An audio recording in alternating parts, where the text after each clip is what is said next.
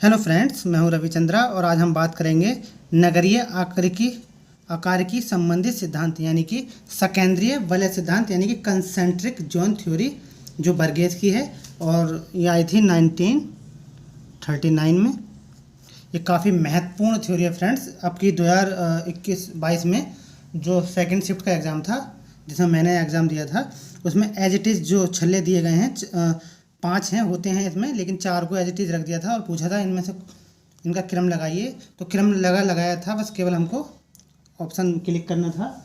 चलिए देखते हैं, स्टार्ट करते हैं। सबसे पहले देखते हैं, सबसे पहला क्वेश्चन पूछा जाएगा कंसेंट्रिक जोन मॉडल किसके द्वारा दिया गया, यानी कंसेंट्रिक जोन थ्योरी किसकी है, बर्गेस की है। पूछा जाएगा कब आई थी, तो 1939 यानी कि 1939 में, जिसको सकेंद्रीय वलय सिद्धांत कहा या छल्ला सिद्धांत। ये छल्ले होते हैं फ्रेंड्स, या वलय, ये इसको वलय भी कहते हैं, छल्ला या वलय कहते हैं। इसमें देख लेते हैं सबसे पहले फ्रेंड्स। इसमें क्या होता है, मान लीजिए कोई ये क्षेत्र होता है, ये तो ये क्या होता है, किसी क्षेत्र का ये CBD होता है। CBD का मतलब होता है एक ऐसा क्षेत्र जिसमें सारी सुख सुविधाएं मौजूद होती हैं, जैसे सिनेमा घर हैं, दुकान, होटल हैं और यातायात संबंधी हैं। तो ये बहुत सारी चीज़ें इसमें जो है होती हैं और इसमें देख लेंगे बहुत सारी इमारतें होती हैं।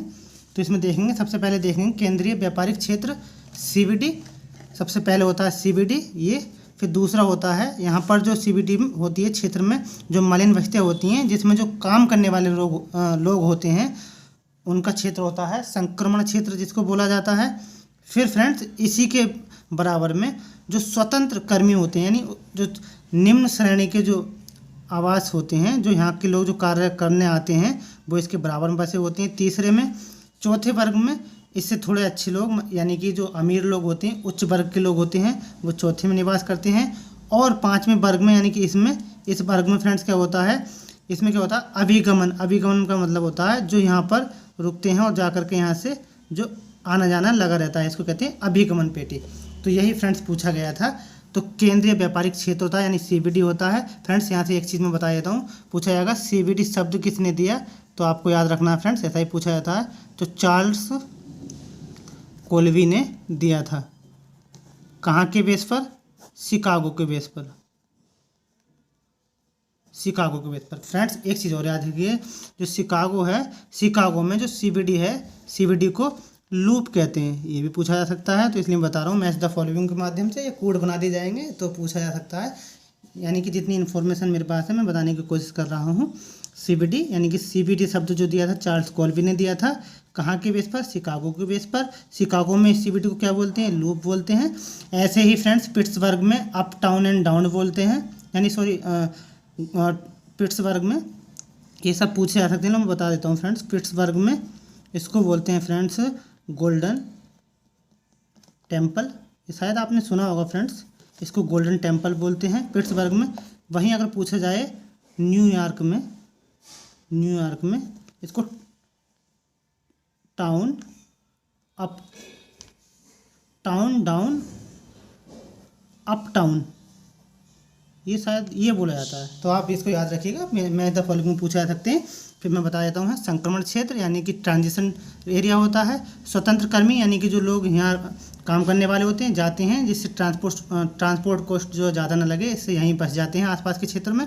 इससे दूर पर वो लोग रहते हैं जिनकी यहाँ पर फैक्ट्री होती हैं, बड़ी बड़ी बिल्डिंगें होती हैं, वो लोग जो प्रदूषण होते हैं उसकी वजह से तीसरे में रहने लगते हैं, चौथे वर्ग में।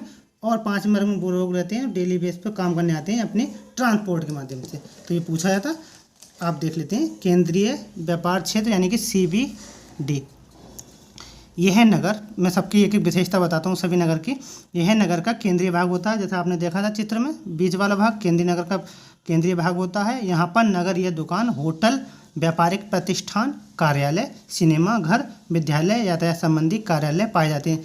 जैसे फ्रेंड्स आप देखिएगा, आप जहाँ भी रहते हैं, अगर आप वहाँ जिस भी ज़िले में रहते हैं, तो अगर कहीं जाते भी होंगे, ज़िले में जाते होंगे, डिस्ट्रिक्ट में, तो आप वहाँ देखते होंगे तो कार्यालय होते हैं, यानी बहुत सारी तहसील वगैरह होती हैं, सिनेमा होते हैं जहाँ पर हम मूवी देखने जाते हैं, दुकानें होती हैं, होटल्स वगैरह होते हैं, व्यापारिक प्रतिष्ठान होते हैं फ्रेंड्स। तो ये सब शहर के अंदर यानी एक CBD यानी केंद्र के अंदर होता है। तो आप आसानी से समझ सकते हैं, अपने यहाँ किसी भी अपने यहाँ के सेंटर मानकर समझ सकते हैं, किसी भी ज़िले को मान सकते हैं। जैसे मैं मुरादाबाद में रहता हूँ UP के, तो मैं मुरादाबाद को सेंटर मान के ये सब बता रहा हूँ।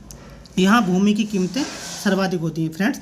जब कोई भी शहरी क्षेत्र होगा वहाँ भूमि की कीमतें वैसे भी अधिक होंगी। कोर्ट के माध्यम से पूछा जा सकता है, क्या सीबीडी में जो भूमि होती है, लैंड होती है, उसकी कीमत अधिक होती है, तो ऐसे पूछा जा सकता है, या भूमि की कीमत कम होती है तो ऐसे पूछा जा सकता है। तो इसको याद रखना, यानी कि उसमें ज़्यादा होती है, शहरी क्षेत्र में फ्रेंड्स ज़्यादा ही होती है।